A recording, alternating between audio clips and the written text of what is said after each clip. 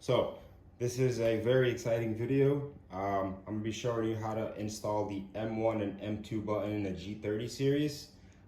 This is gonna be a very simple installation. As you see, it's all plug and play. You don't have to splice anything. There is no coding required. Like I said, just plug and play.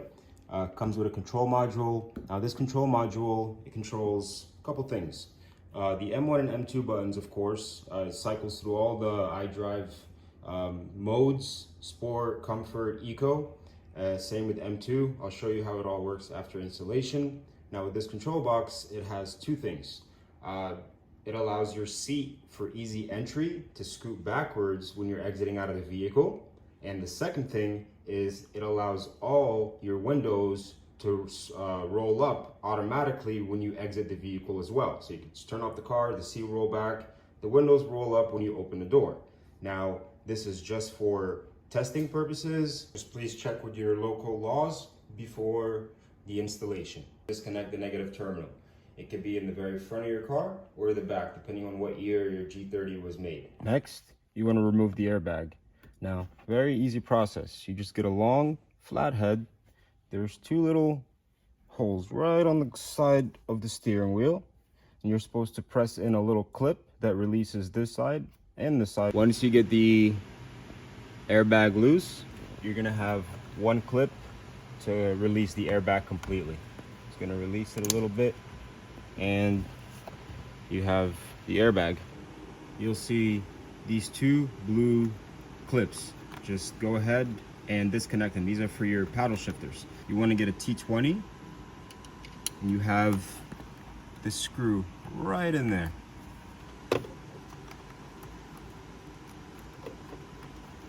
And feed the little sensor through the hole, and the paddle shift should just come right out. Put it somewhere safe. And do the same for the other side. You have three T20 screws. One back here, behind this guy, and one on the very bottom of the steering wheel. Once you remove those three screws, 1, 2, 3. Now right here, these two, you want to be careful. Just get a flathead screwdriver, and if you look right here, just push these clips down when you're pulling on the trim so you don't break these clips. All right, once you get those two clips out, this trim will come right off. Then you'll just have one connection on this side, which is this black guy. Just go ahead and pull it off, and the trim will just come off. The next thing you do, you see these 4 T20 screws right up top. This is to remove the trim, so we can put the new trim that has the cutout for the M1 and M2 button. Once the screws are removed, this literally just slides right out of place. You put the new trim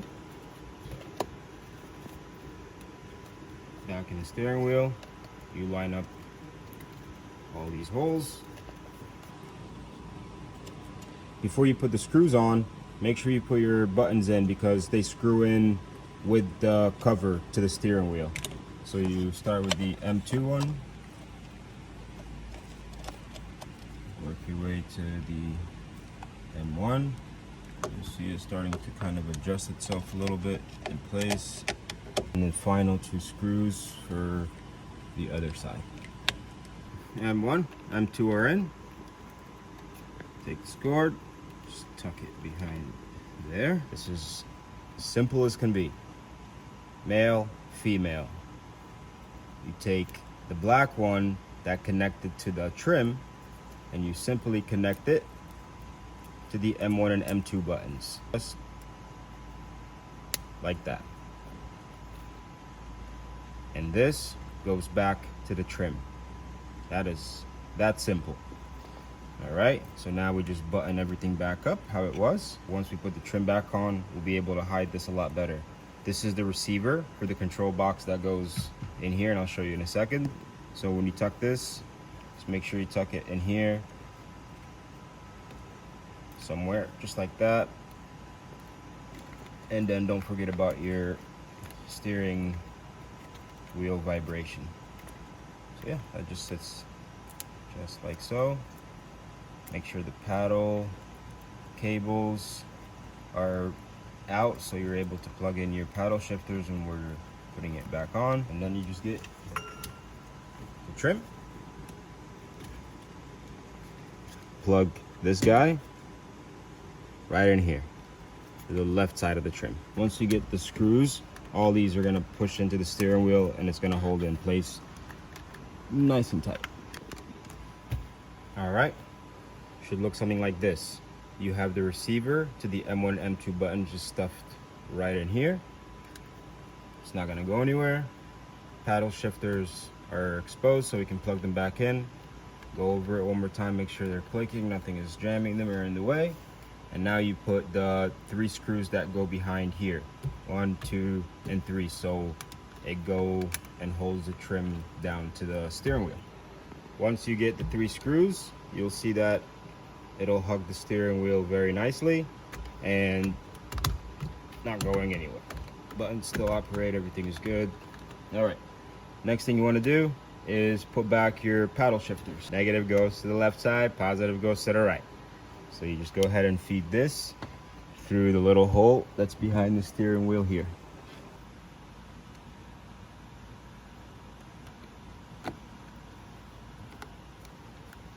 Paddle shift is nice and sturdy back in there, and you do the same for the positive. Paddle shifts back nice and tight, and just go ahead and connect them back in their place. Just stuff them out of the way. Airbag, plug it back in like that. You line it up.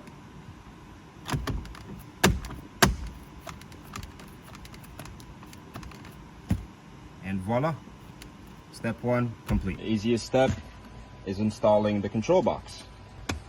Pop this guy open, get a pick tool, 3 clips. This guy, same thing applies, 1, 2, 3. You get T20 screws. 20s are out, these come right off. Slide this sucker out of the way so you're able to remove this. We don't need to take this off, we can just leave it back in its place and just follow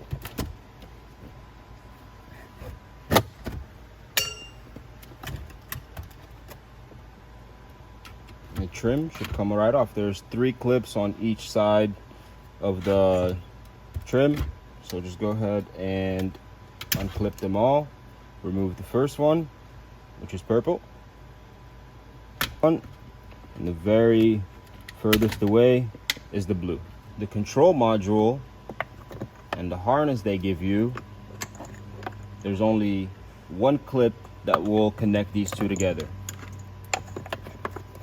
And even the colors kind of look the same. Once that's connected, you have 4 other connections.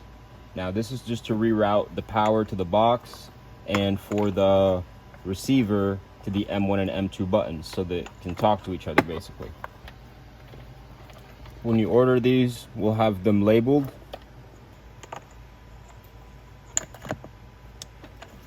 Purple, yellow, and brown. Connect to the purple connector.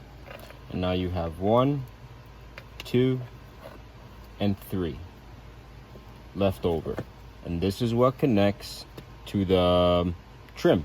This box comes with a double-sided 3M tape. Move one side,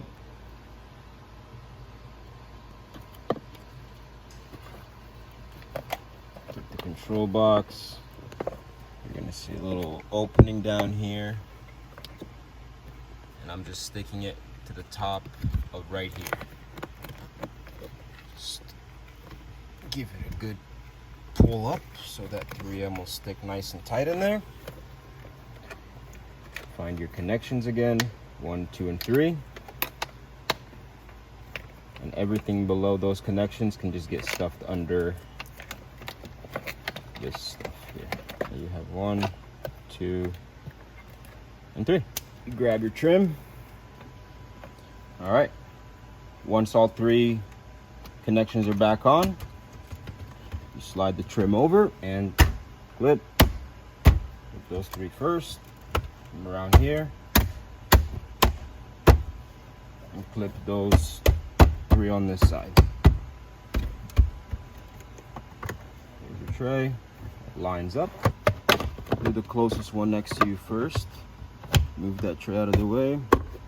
Put it back in. Then you put the passenger side on. Alright. You got 4 T20 screws. Just put them back in their place. Center console button on. Very easy. All you have to do is line up the clips. And it's all clipped in. The button works just fine after that. Same thing with these 3. Just line them up. Clip them all in place. And works perfectly fine. Now let's test out and see if everything works fine. We'll put it in accessory mode just so I can run through and see if everything works fine. Throw a bunch of codes because we're doing a lot of things to the car. All right, so let's see if it works. Expose all these messages. Let's start with the M1 button. So when I press it, it should go to sport. There we go. Sport individual, standard, sports plus. When I click the M2 one, it'll go to comfort. And if I click it again, it goes into eco. Standard, individual. This goes back to comfort, then to sport. So it's like 3, they're in a row. Sport, comfort, eco. So comfort, eco, back to comfort, back to sport. And then you can swap between which one you like to use. Now, the other thing, like I was saying earlier, those 2 options, it allows the seat to scoot back and all the windows roll up. So the second I hit that start stop button to get out of accessory mode, all the windows and the seat, this will go back up and all that will happen at once. So here we go. 1, 2, 3. It'll start with the sunroof if it's open. My seat just scooted back and all the windows rolled up automatically. Now, if you have heated steering wheel, they send you this, but it's not gonna work in your car, so you'll have a extra little thing you can put on your desk. Eco, and it's all there. There's no codes. That still works. Everything still works on the dash and the heads-up control display. That is how you install the M1 and M2 button. You can do it to technically any G series out there. You can custom fit it to any steering wheel that you may have. It's all plug and play. No cutting, no splicing needed, no coding needed, as you see.